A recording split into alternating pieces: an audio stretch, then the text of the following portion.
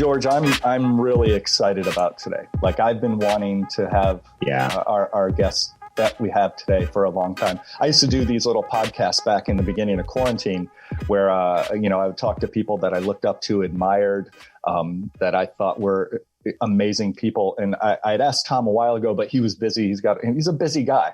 And I'm speaking of Tom Cross, who is not only a fellow Brighton High School grad of ours, he also is an Academy Award winning film editor for the movie Whiplash from 2014. And he made time to be with us today. And I remember back when he was nominated, and it was very exciting around Rochester. And the Oscar goes to Tom Cross, Whiplash. So that was Tom. That was February 22nd, 2015. Let's start there. Take us back to that. What did that announcement? How did that impact you? How did that announcement impact you? Well, by the way, it's good to be chatting with you guys. This is like, it's great to have you. I feel like I'm back at like Don and Bob's or something like that. Sitting down and getting a burger or something like that. Some fries. Yeah, it was very surreal. I mean, there are all sorts of feelings that you can imagine. I mean, I grew up with you guys. We grew up in Brighton, and I loved movies growing up. And my mom, who is no longer with us, but she was an artist.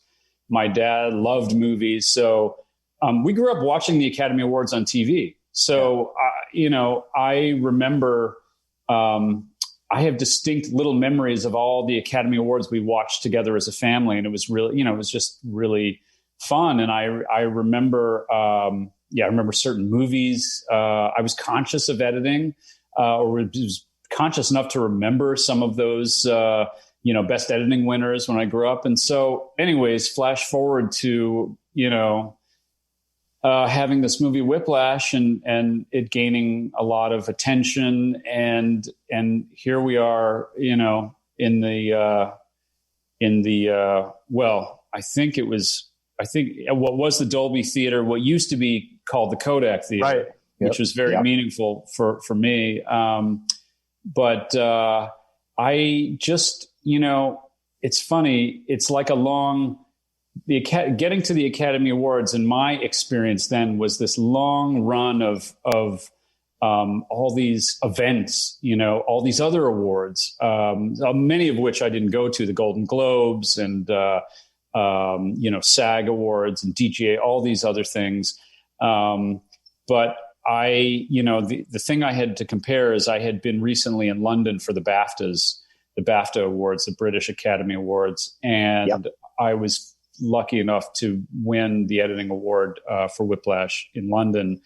And so I had a little bit of a experience about getting up in front of people and speaking, to a large crowd in a large theater. But generally, I'm a film editor, so I don't do a lot of public speaking, or I didn't at that time. And I certainly don't go on television and stuff like that. So that was surreal. But, the thing I remember was being in the box seat with a bunch of my other editor friends who were also nominated. And by that point, you get to know all those people you're nominated, if you don't know them already. And I hadn't met them, but I got to know them. I was fans of their work. So by the time you get to this, you've kind of been through the wars together a little bit. So you're kind of tight somewhat. You're close. And I remember we're all sort of sitting in this box, and when they pulled out the envelope, it's almost like everything went. It sounds like a cliche. Everything went in slow motion. Sure, so, I'm sure it did. I couldn't imagine. And it's so I feel funny talking about it because it's exactly the way, in some ways, you would imagine it. I mean, slow motion. And when Naomi Watts and Benedict Cumberbatch, pull out the envelope, she pulls the card out of the envelope, and there's this delayed, what felt to me like an eternity. Yeah. And she even bumps the card on the mic stand, you know, which you can hear it in the recording, like there's a little bump or whatever. And then he chimes in and says my name. And it's just it's so surreal. Like it becomes, I was just like on cloud nine and almost like on autopilot. And the other thing I remember is, you know, because we weren't sitting where we were sitting when they did the editing award.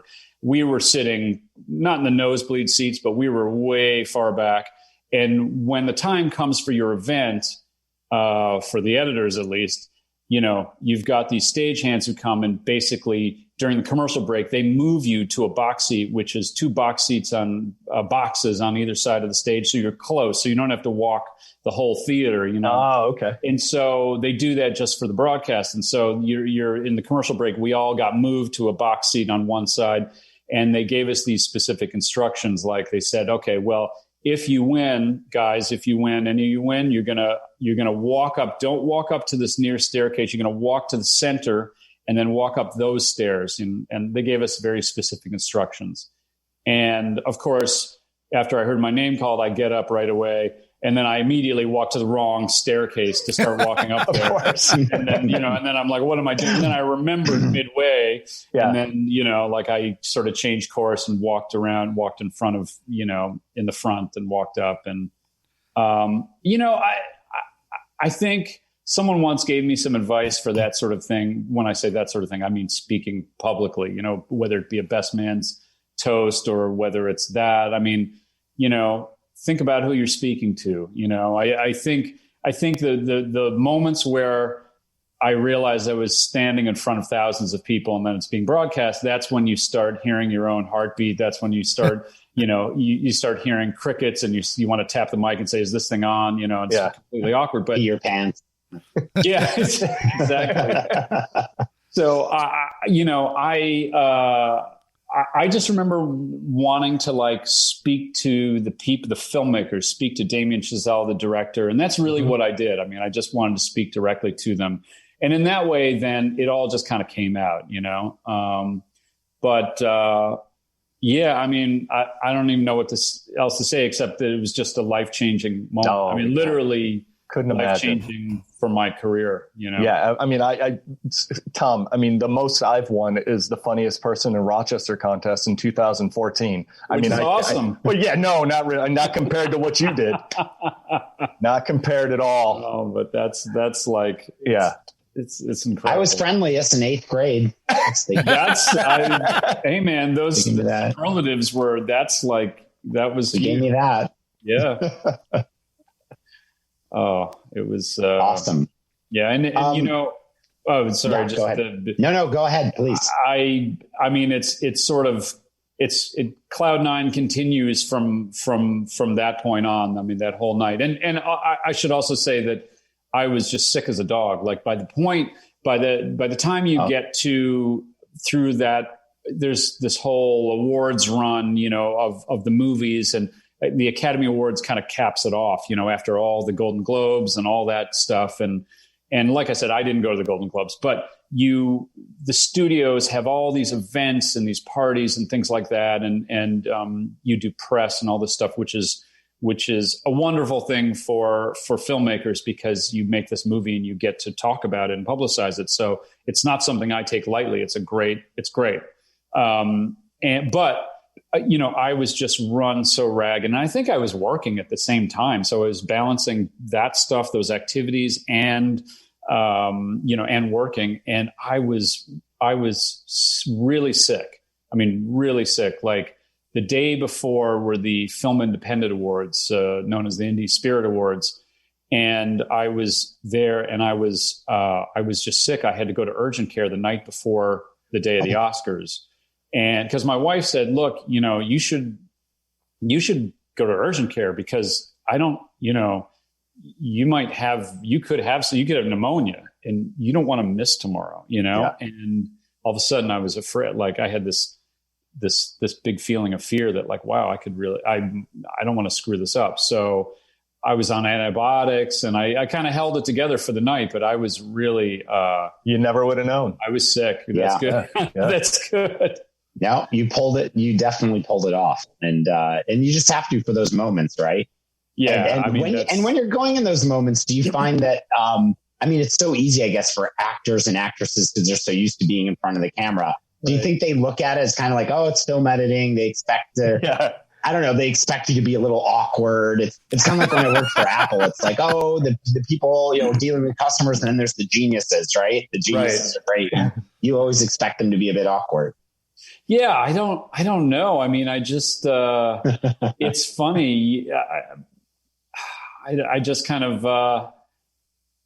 that's the thing is in those moments, you just wish that, not wish that I was an actor, but I wish that I had their skill set or their, this is like, oh, if I was a stage actor, this would be, it feels like this would be old hat. But then, I bet for them, it's still something that's huge. I think it's probably just, it's such a specific thing, the Academy Awards, right? So for sure. Yeah. The speech you gave, you nailed it. You covered all the bases. You praised the director, and my God, I thought he was going to cry but then the most important thing is you thanked your wife. That was the most important thing. I think my in-laws really appreciated that. So, that was really what's fun too. It's funny. And my wife, they did a cutaway. She got a shot.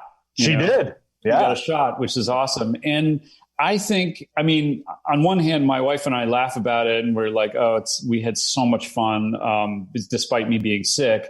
But the funny thing is that with film editing and my career and stuff, my family in particular, my wife has been so supportive, and not just supportive, but she worked during my lean times before Whiplash so that I could keep chasing down what I wanted,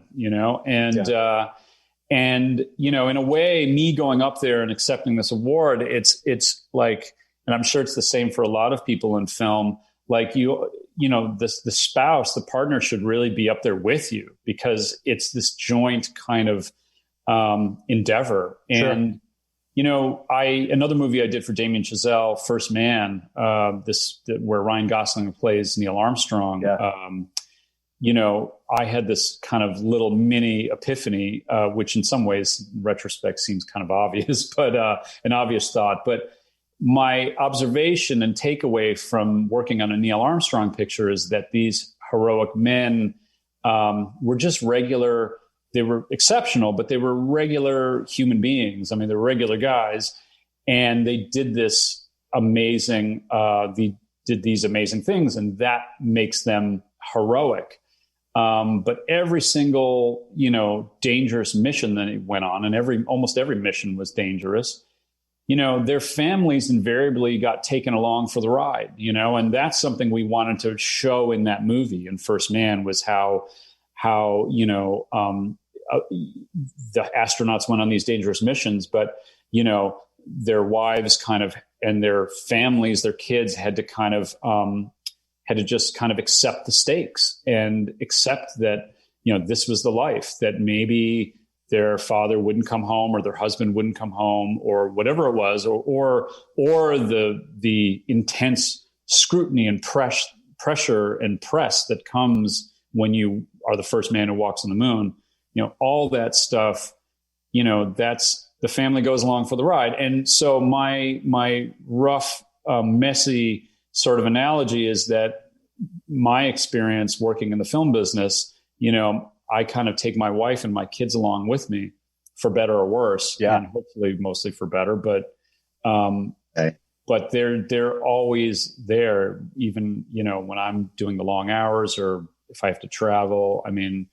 They bear the brunt of a lot of it, so anyways. Oh, for sure.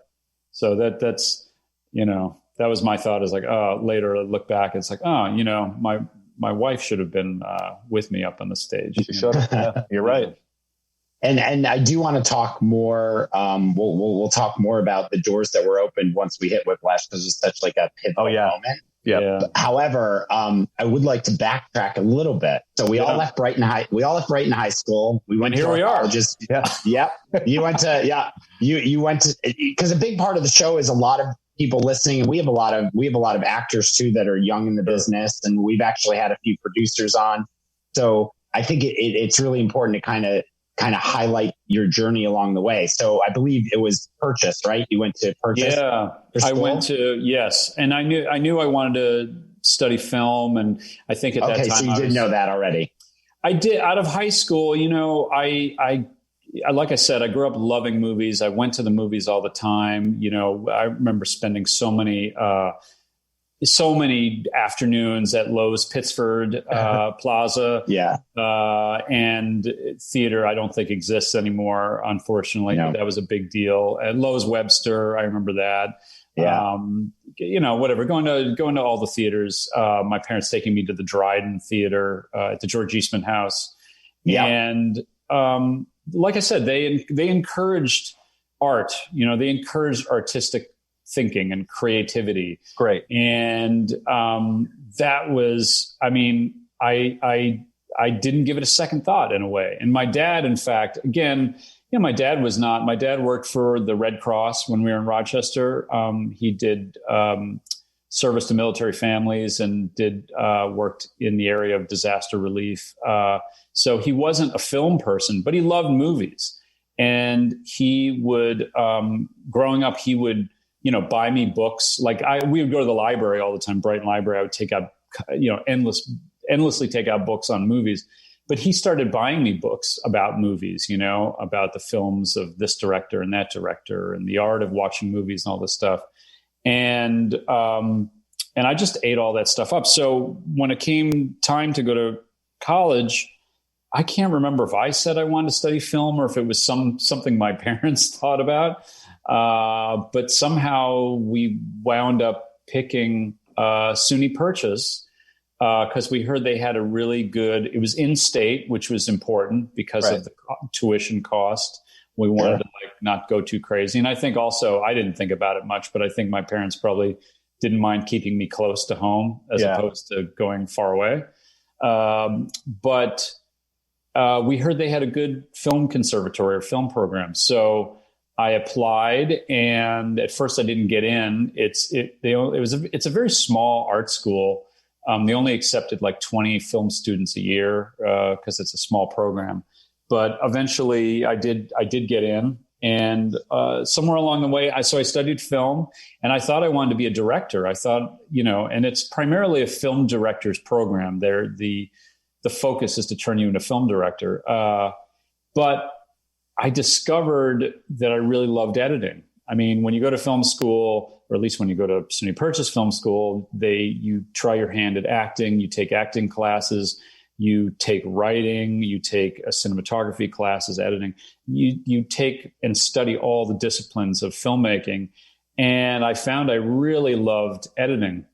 And before I went to Purchase, I actually didn't have an experience editing, but I had a very rough understanding of editing. I was conscious of it from movies that I grew up loving. And so when I went to Purchase, I just continued experimenting and working in that way. And then after I graduated, I stuck with friends I made at Purchase.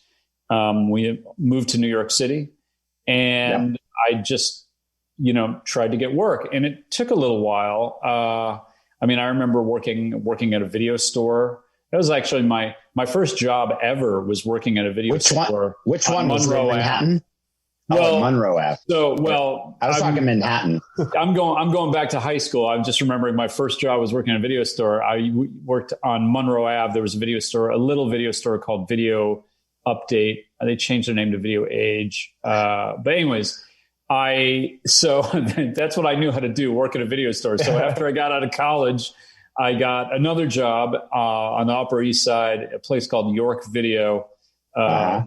And that was, my first job. And the guy who owned the video store was a movie buff, and we hit it off. And it was like, it was a nice, I wouldn't say a cushy job, but it was a nice, friendly place to land. And, here I am living in New York, which I hadn't done before. I got 2 roommates, old college buddies, and working at a video store. And, somewhere along the way, a friend heard someone was looking for an assistant editor, and by that point, I had a feeling that I wanted to go into post-production, into editing. A lot of my friends went into production. They went into shooting and gaffing and lighting on sets and things like that. I gravitated toward the editing room, and I got the name of a guy, totally cold called him. I think I had his fax number somehow, and I sent him my resume. And he actually was nice enough to call me, and he invited me over to his editing. He had an editing company, a little editing company. He would cut commercials. This is in Manhattan. And it was a company named Pi Edit. And it was this guy named Terry Katz, commercial editor. And he invited me to come, like one afternoon. And I came over prepared for a job interview. And he showed me what he was editing on, which was the Avid Media Composer, which at the time, this was in the 90s, that was a brand new thing. Movies were still edited on film. Documentaries and things were not edited on Avid. I mean, basically, it was too expensive and too technically problematic for a lot of different genres. It was very well suited to short form commercials. And so he showed me this editing, device and machine, or whatever you want to call it, system. And it was so primitive. I mean, it was like watching YouTube. It was in black and white. It was like 15 frames per second. It was like really primitive. And my mind was blown. Like, I was like, this is amazing, and he didn't need to hire anyone, but he said, look, I'm not hiring anyone, but, let me show you this directory of, New York directory of film places, film companies. And he started going through the list, the book, and he started giving me names of people that he knew at companies. And he said, yeah, call this person, call that person. And somewhere along the way, I had the gut, as I was feverishly writing down these numbers, I had the guts to kind of ask him, like, would it be okay if I said that we were friends or that I knew you? And he sort of paused for a second. He just met me. Yeah. And he was like, yeah, okay, no problem. And yeah. I was like, yeah. And one of these places I contacted that's was how you hustle it. I love it. What's that? I said, that's how you hustle it. I love it. Totally. And I don't even think I knew what I was doing in that moment. Right, yeah. But one of these places, companies, film editing companies, called me in for an interview, and this editor, a partner in the company, Laura Milstein, commercial editor, brought me in, interviewed me, and she's like, "Oh yeah, I hear you're a friend of Terry's." I'm like, "Yep, that's pals." And she hired me, and I was exactly what they were looking for. They were looking for someone young, 20-something. Just out of film school, but hungry, they were looking for someone hungry, and they were looking for someone they could train. And so that was my first, I guess, what you'd call real job in the business. I was hired as an assistant editor at a commercial editing company. And I worked at this company for 2 years. It actually, to this day, remains my only salaried job, where I got paid vacations, I got sick days, health insurance through this company, because everything I've done since has been freelance. So this was my only quote unquote straight job in the business. Okay. And it was a wonderful experience because I got to learn what it was like to work and assist other editors. I got to learn how to work professionally with clients and with creative people, creative executives. And bear in mind, advertising was not my interest. It wasn't what I wanted to ultimately do. I always wanted to work on movies. But this was something that I knew was a great break for me, because I could get my foot in the door. I could learn editing equipment. I could learn a professional workflow. And so I did that for 2 years. And at some point, I knew that I really wanted to move forward with my feature film work somehow. I wanted to get my foot in the door there. And I ended up taking trying to be selective about opportunities, because now I had a job that was good, and I in some ways didn't want to leave it. But again, the calling to do my dream really kind of grabbed me, and took hold. And I leapt at this opportunity that was like kind of, like a feature film assistant editor opportunity. And I gave my notice and I left, and they were very understanding. They gave me a great, wonderful send-off party, gifts, and it was very sweet. And within my last 2 weeks of work there, I found out that this job fell through. The job that I was going to go to fell through. But I kind of had saved up a certain amount of money from my work at this company, and I decided to continue. I decided to move forward. So I didn't stay at that company. I just kind of took the leap. And, I was in my 20s. I was living with 2 roommates, 2 buddies. Rent was cheap, even though it's New York. Rent was relatively cheap. And Upper East Side, that was the place to be at the time. Yeah. It was definitely, I was at the right, kind of in the right place at the right time in some ways. The indie film world was kind of getting big in New York in the 90s. And so a lot of work, like indie film work, was going on. So I, got my foot in the door with these kind of sound companies and film editing companies that did indie feature stuff. But it was hard for me to initially get a paying gig, but I would work for free or for very, kind of low paying gigs just to get my foot in the door. And I could do that because I had saved up money and figured I could afford to do that. So I did a lot of freebies. I did pro bono work just to get my foot in the door.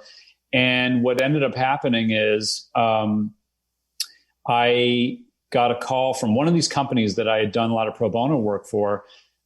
They were renting an editing room to someone who I thought was a famous film editor in New York, this guy named Tim Squires. He edits all of Ang Lee's movies. And so he did Crouching Tiger, Hidden Dragon, and, all of Ang Lee's movies. And so he was editing some commercials in between film work, and he needed an assist. He was looking for an assistant editor who had, who specifically had a commercial background. And that was me. And so the people who I'd been doing pro bono work for, kind of put my name in the hat with him. And I ended up working for him, assisting him on some commercials. And we hit it off. And I think he was impressed because I knew what I was doing in that world, commercials. And he took me with him on his next project, which was a movie. It was an indie movie in New York. So with that job, I got into the editing union in New York. And that was the beginning of my long road of being an assistant editor and sometime editor. I spent many years as an assistant editor before I decided that I was ready to edit and make that shift. Yeah. But I spent the next, couple years, more than a couple of years, late 90s into 2001, I spent, assistant editing. And then I also switched to editing a documentary. I did documentary work. And what you find with people, who work in the film business in New York, even if you work in movies, they don't, there isn't an endless stream of movies there. So you take whatever work you can get. So I worked in reality TV. I worked TV promos, industrials, fashion videos, all sorts of different work in different genres just to make ends meet. And my phone really kind of slowed down right before September 11th. And then after September 11th, my phone just stopped ringing completely. Wow. I mean, this work was just, the whole world was turned upside down, but but I was not working. So, how long after that did you stay in New York then? Because that was a tough time for everybody, but especially in that field. Well, that was a big deciding factor,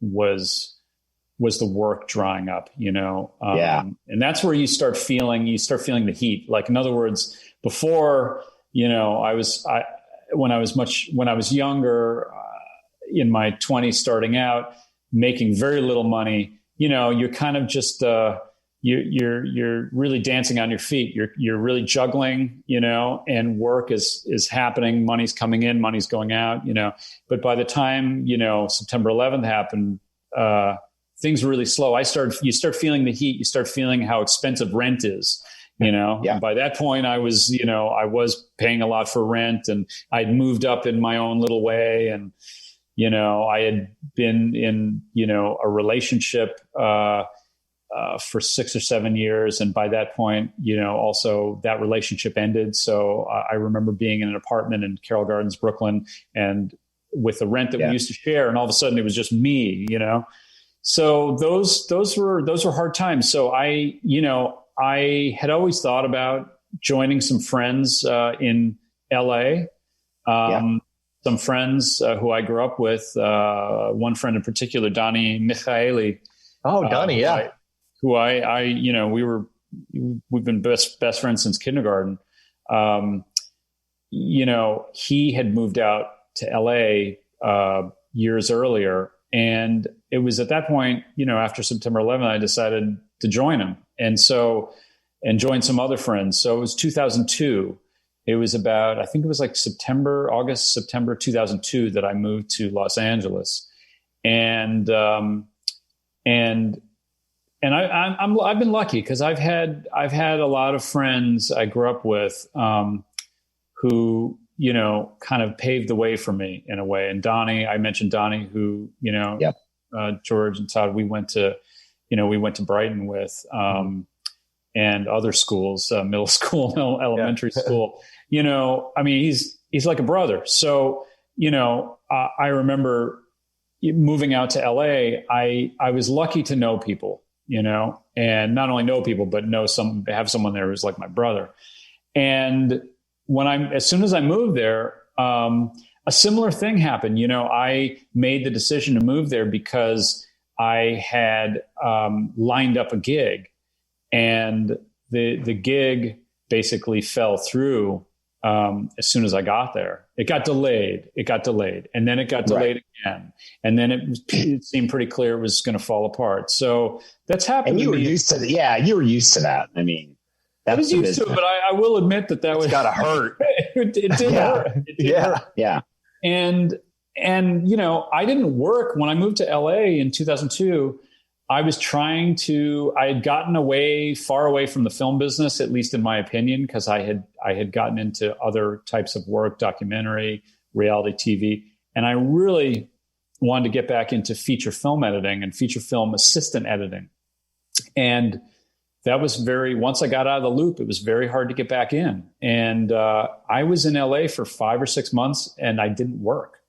And that was a very tough time, tough for the stressful, for the pocketbook part of it. But it was also, it was just I just remember it being very depressing, because you're not exercising your craft, right? And even though it's not going to atrophy, you think in your head, if I'm not using these certain muscles, it's going to atrophy, and it's going to take me that much longer to catch up with everybody else that's doing everything else. Because let's face it, whether you're in New York or LA, and I've been to both cities intimately, everybody's still looking over everybody else's shoulders. That's just the way hopefully the world will change, but that's the way it's been for a long, long time. So what was the break then back into feature films? What was your first break in LA? I got an assistant editing job on a horror movie called Wrong Turn, which is a movie about these sort of I remember that movie.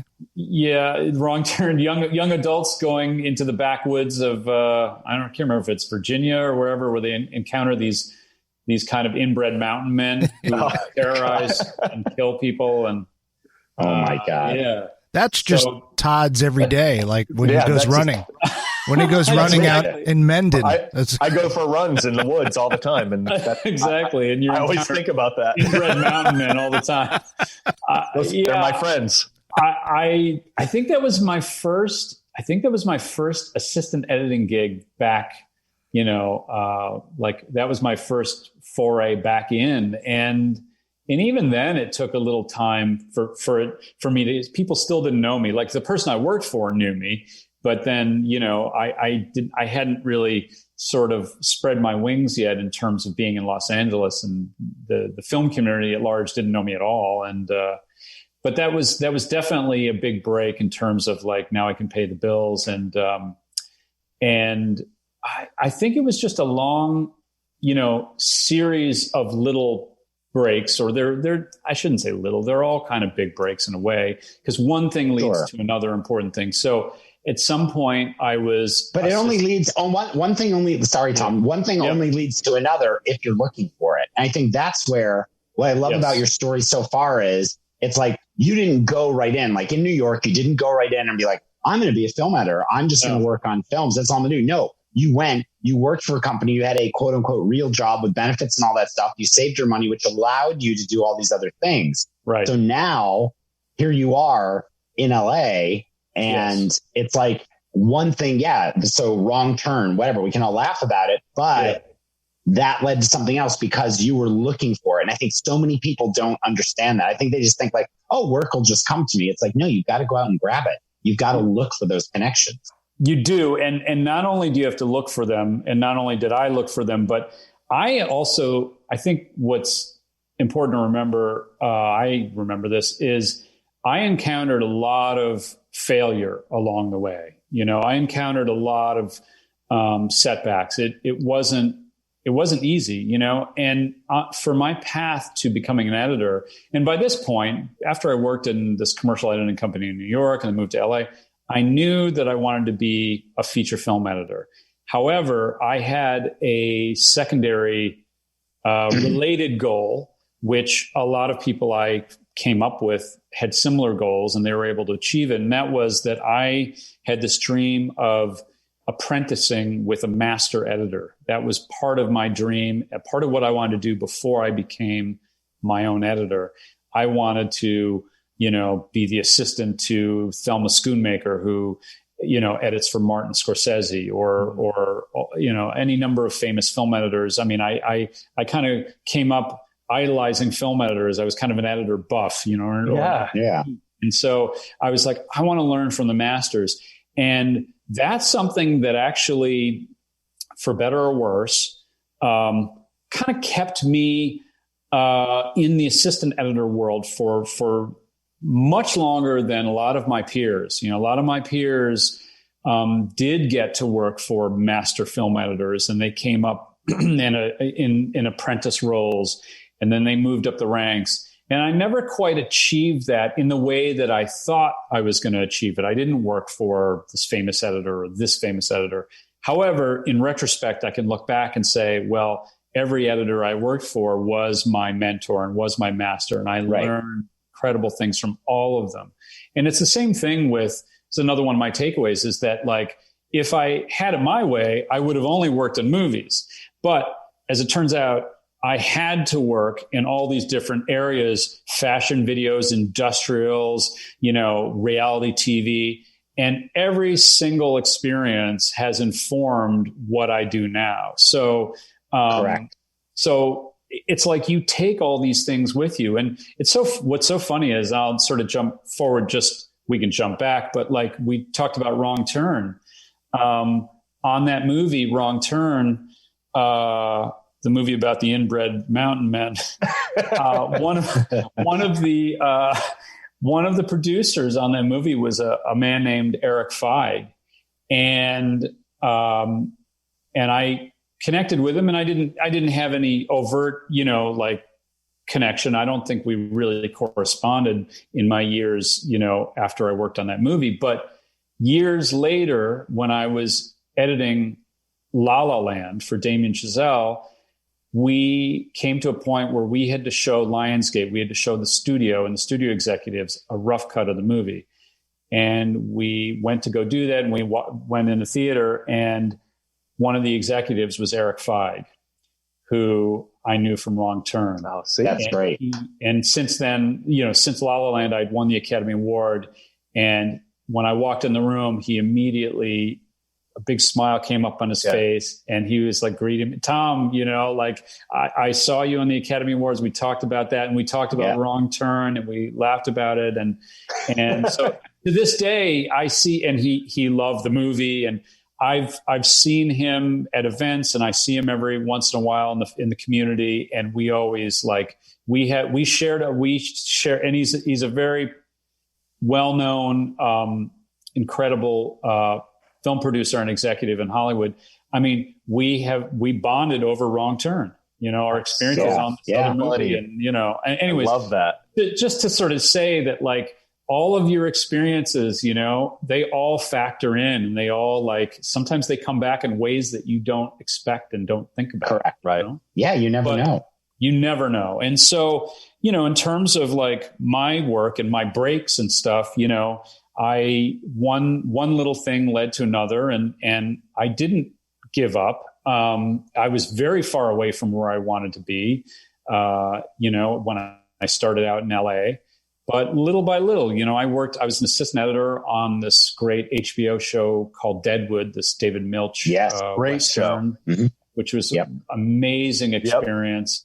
And you guys won the Emmy for that too. Yeah, that was for Deadwood. You did?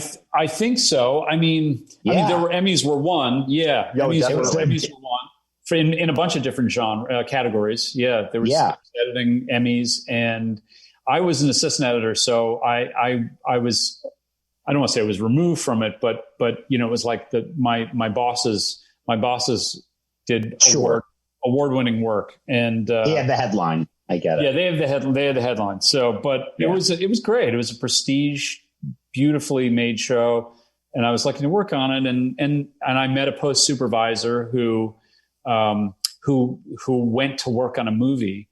And he basically kind of gave me, put my name in the hat for some movie. And that's how I got back into more movies. And, one thing, again, it's like one thing led to another. So somewhere along the way, I was an assistant editor on some movies for this director, James Gray. There was a cop movie called We Own the Night with Mark Wahlberg and Eva Mendes and Joaquin Phoenix. And then a smaller Joaquin Phoenix movie called Two Lovers. And I was an assistant editor on those movies, but I also did a little additional editing on them. My mentor boss gave me scenes to cut. So I got an additional editor credit on those movies.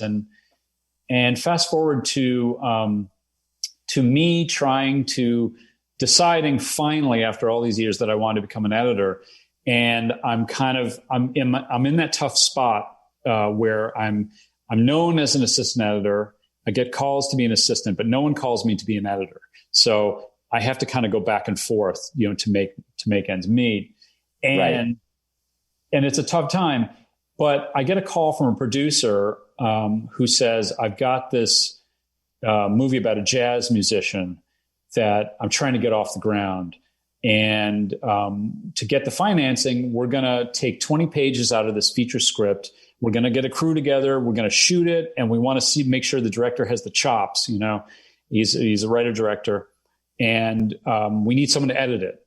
And so that's why I'm calling you. And so I get the call to cut what's kind of a short film. And turns out to be the short film version of Whiplash.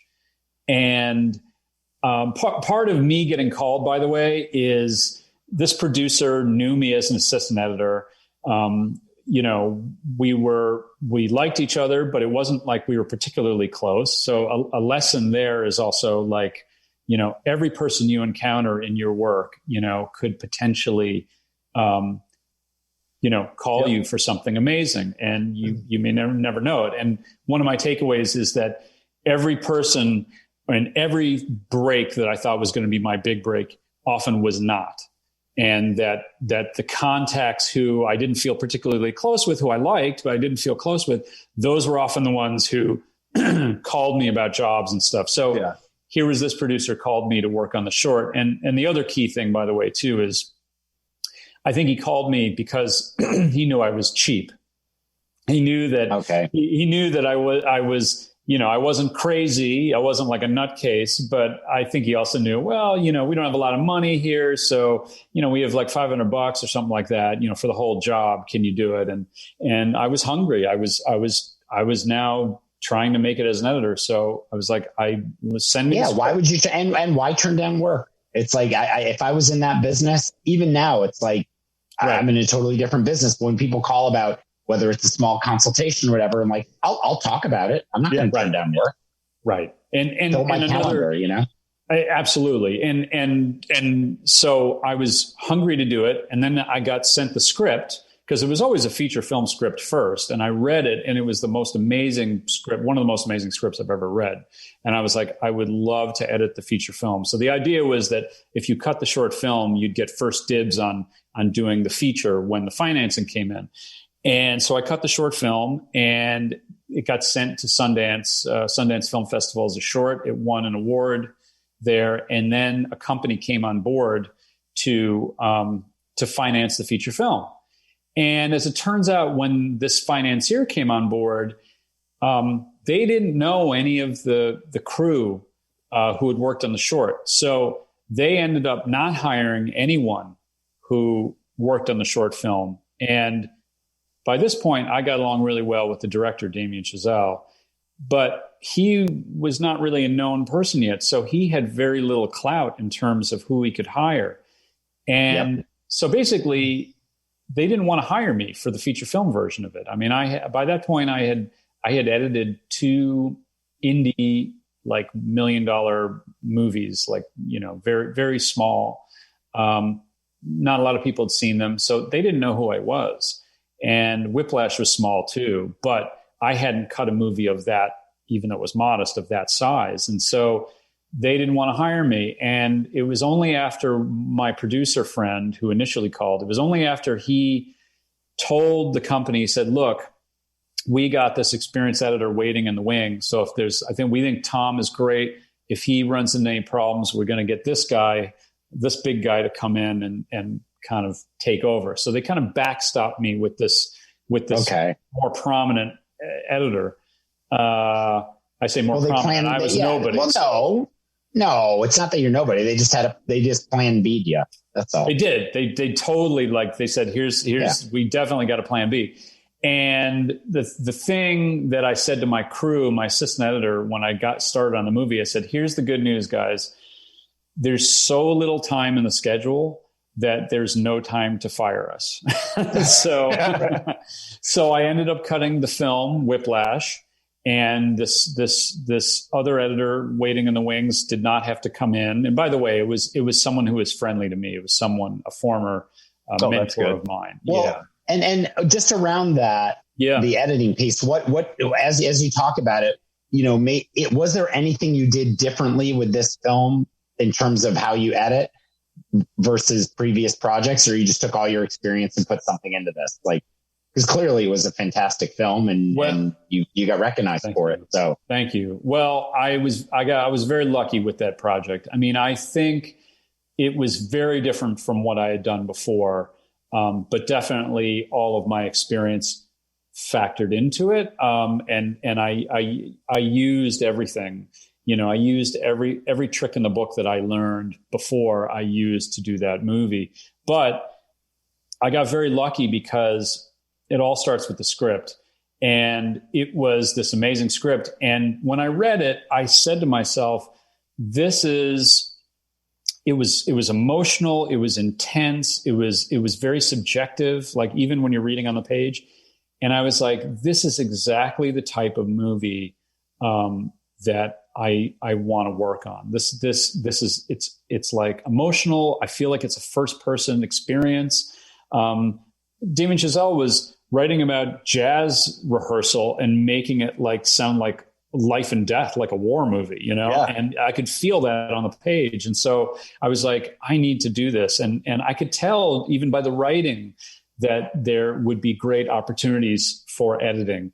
And then when I spoke with Damien Chazelle, when we met to do the short film, you know, we talked about movies we loved, and we found that we loved a lot of the same movies. You know, we had a lot in common, and we found that, you know, there were certain scenes in movies that we both would kind of pick over, you know? And so I could tell from my conversations with him that, he wants to use editing to tell his story. He wants to use editing to create excitement and to create suspense, and to create fear, which was important for this story.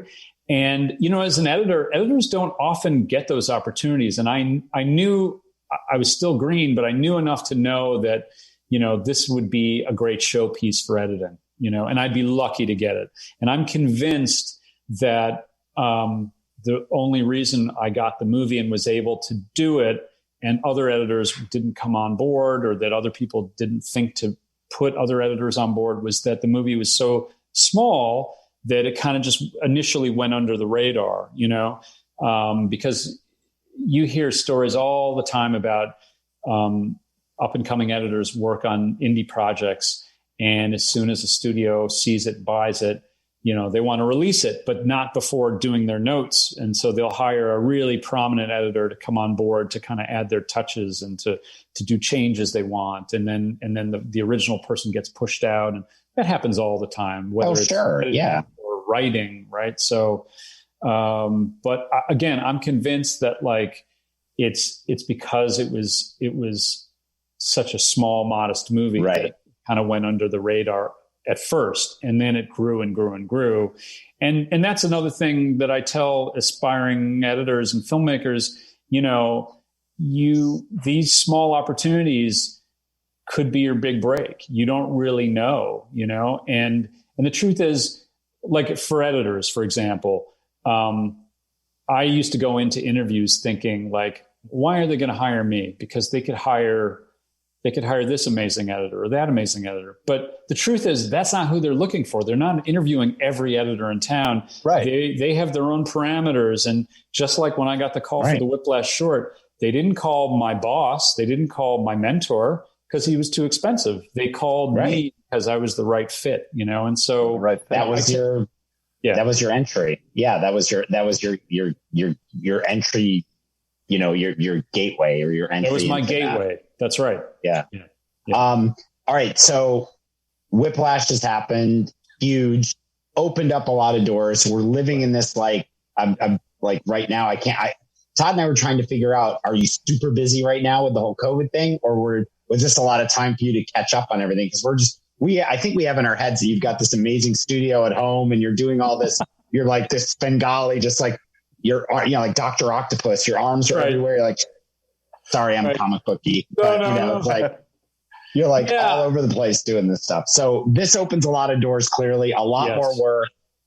Where are you now? And can you tease us with anything that you're working on? Sure. Yeah. I mean, you know, since Whiplash, again, I'm, you know, not only was I'm never blasé about the Academy and the Academy Awards and all that stuff. I mean, obviously, being able to participate and getting recognized by them is a dream come true because I grew up loving movies. But also, you know, I can't short sell that stuff because it literally changed my life. I mean, you know, when you get recognized in that way, the interviews that you get, the meetings that you get to go on, I mean, I've been very lucky in that way. So, you know, I worked since then. I worked on a movie for David O. Russell, Joy, this Jennifer Lawrence movie, which was another big break for me because it was my first movie working for a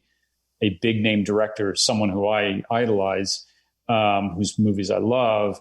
But then, you know, that each one kind of built on the previous one. So, you know, after that, I did La La Land, which turned out to be this amazing, wonderful experience. And then I worked on this this Christian Bale Western called Hostiles for Scott Cooper, which is completely so good. Oh, and Christian Bale. I mean, he rarely, incredible. If ever, disappoints. My God. No, he's incredible. And so, you know, and so here I am, I get to edit and work with these great performances, which is, to me, I'm lucky that I get to work on things that sometimes have different editing styles. Sometimes they're fast, sometimes they're fluid, this or that. But then that's amazing fun, and I'm grateful for that. But then the other thing I'm kind of more grateful for is to work with great performances. So I get to help nurture and support these performances by Christian Bale, by Emma Stone, by J.K. Simmons, all down the line. Like, that's a dream come true. So I, you know, somewhere along the way, when, you know, after the success of movies like Whiplash and La La Land, you know, by this point, I was able to get an agent. And I ended up signing with the agency WME, William Morris Endeavor. Yeah. And which, by the way, when I had Whiplash, I didn't have an agent. You know, when I took Whiplash, we all took that to Sundance. I went to the Sundance Film Festival, and no one represented me, you know, because no one knew me. But after I got an agent, I said to my agent, you know, I'm not sure exactly what I want to do. I'm just kind of reacting to things coming in, but I do have a soft spot for I'd love to work on a James Bond movie. And I'd love for you to work on a James Bond movie. and I grew up geeking out, and I told this to my agent, and he's like, okay. Me too. You know? And he kind of took it in or whatever. All right. And, you know, because I knew a James Bond movie was coming up. There was a Daniel Craig movie called Spectre that was coming up. Well, as it turns out, I didn't have any sort of in with that at all. And I didn't know anyone, you know. I mean, also the movies are very London based. You know, it's usually almost always London. I forget the name of the studio there. They have a big studio. Well, they shoot them all at Pinewood Studios. Pinewood, that's it. Yeah. Yeah. And that's where Star Wars was done too. Yeah, totally. All these big movies done at Pinewood, and certainly all the Bond movies. And so, anyways, I mean, it didn't look like it was going to happen for any reason. And just a long story short, after First Man, I tried to throw my name in the hat because they were making another Bond movie, Bond 25. It was known as the 25th James Bond movie, and I found out that the Bond producers had called my agent looking for one of his other clients, another editor who's a friend of mine. But did you get this?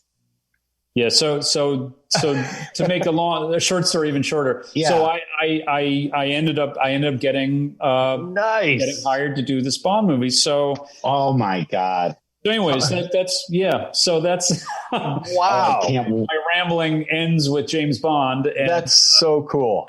Yeah. I cannot wait to see this. Yeah. That's right. Yeah. April. Hopefully, I think it was April or May they're shooting for now with everything. That's right. As the last I heard was April, and we'll see if that happens or if they move it again. It's moved a bunch of times. Oh, I know. They were the first. They were the first to change the movement. Right. That's in. Yeah. Incredible. God. So I feel like that's the sort of thing that these breaks can bring you. I mean, in 2014, 2015, you know, that was Whiplash. And then, you know, flash forward to 2019, 2020, I was in London with my family, living in London for a year, editing a James Bond movie. That is so cool. Did you hear that, Scott? Yeah. So, James Bond, the new James Bond 25. Amazing. Bond 25, I love it. Cryptically known as Bond 25 until they. Well, we're going to have to have you back on. Yeah, we are going to have you back on when Bond 25 comes out, because A, I want to talk about that, and B, I want to talk about where you lived in London, because I lived in London for a few years as well. Oh, wow. So I think it'd be fun to kind of catch up on that. I'm not trying to rush us off, but Scott has another client coming in. Apparently we're important, but not that important. But no problem. I totally get it. Scott, we're totally teasing you. Incredible though. Tom Cross, I had tons of things. I had tons of things I wanted to talk to you about too, but we definitely will have him back. 25 comes out, you got to come back on. I would love to. And this time I won't say a word. You guys can do all the talking. No. That's not the point of the The point of the show is storytelling. No, that's why it's done purposely that way. If you listen to our other shows, it's very much about the guest and the storytelling, because people pick what they need out of that. Right. And that's the whole purpose behind the show. So, well, can I say one other thing? Yeah. Go ahead. So just to be present, to take us up to the present, I am currently just kind of consulting or helping out on a movie. But from March to up until almost now, up until November or something, I was not working. So, and that was not necessarily by design. I finished James Bond in March and came back to Los Angeles with my family. And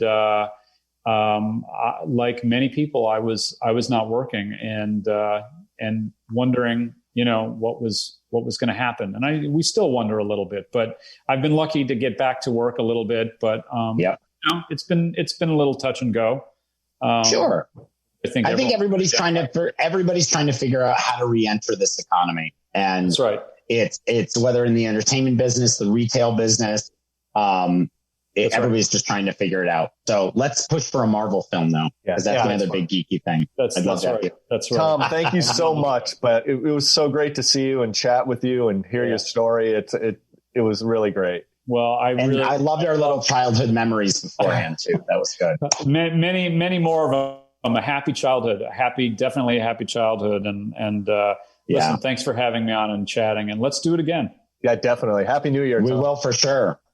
Happy New Year. Thank you. Here's to a great 2021, right? Yeah, let's hope. Yes. Okay. Thanks so much. Right. Tom Cross, everybody. God, thank you. Yep. Great. Be well, guys. Thank you. You too. Be well. Bye-bye. Yeah, Todd. Yep.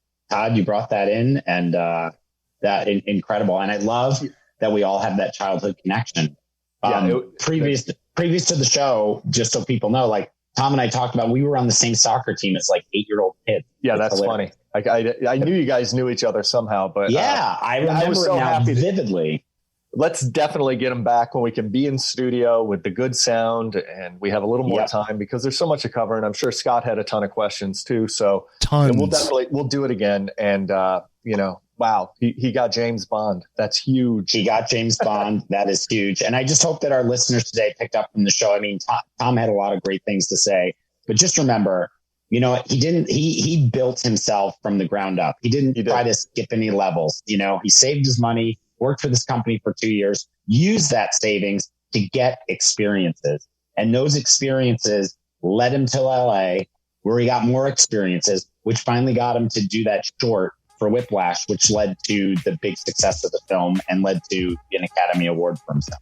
Yeah. So it's incredible. Like, you can't take shortcuts. I mean, I guess you can try if you've got a dad that's, or, family that's in the business.